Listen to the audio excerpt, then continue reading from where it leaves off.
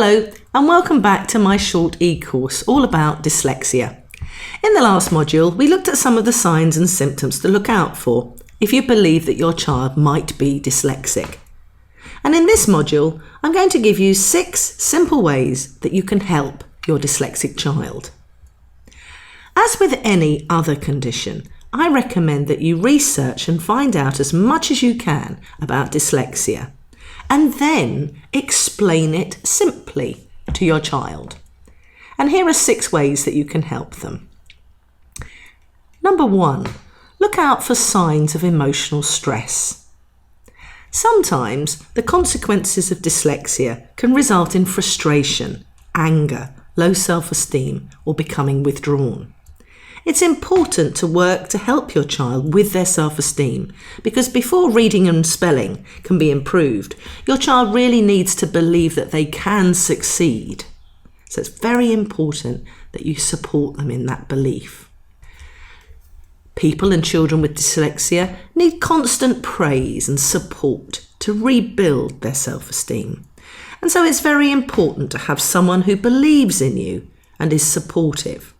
So praising even very small achievements will definitely build your child's confidence. And dyslexic children need constant praise and support because they're working very hard at trying to understand things.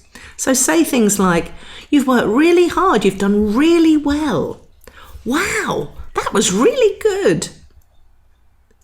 Another tip is never compare their schoolwork with that of their brother or sister, because perhaps they feel bad about themselves, because sometimes people with dyslexia are often very sensitive to criticism. So find things that they are good at and to celebrate those. Perhaps they're good at swimming, dancing, jigsaw puzzles, cooking, drawing. Perhaps they're kind, patient, thoughtful, or generous with their time. So look for their uniqueness and their strengths and celebrate those genuinely, and help them to feel capable and competent in all areas of their lives. Another tip is don't get angry when kit is lost or homework forgotten. I know that's easier said than done, but failing to remember spoken and written instructions or forgetting where something has been left is an actual consequence of dyslexia. And your child can't help it, and they may feel depressed and frustrated by being unable to remember. So help them become more organised. Don't just nag them. Introduce some strategies. For example, divide homework tasks into manageable chunks. Give breaks between tasks. Encourage your child to produce quality work rather than rushing through tasks. Go over homework requirements to ensure that your child understands what they've been asked to do. So perhaps you could help read instructions out loud if necessary. And perhaps you could practice the first example or 2 going alongside them. Help your child to learn to check their own work. Most kids really don't like checking over their own work, but it's very important for a dyslexic child to get into a good habit early. So if they get into that habit of checking over their own work, then they become more independent as they get older. And if homework is regularly taking too long or is really too difficult, you should go and discuss this with their teacher. And of course, give your kids lots of praise for sticking with something and showing tenacity and grit. And encourage your child to keep their school notes and work together in folders so they don't get lost or damaged. Colour coding is really helpful.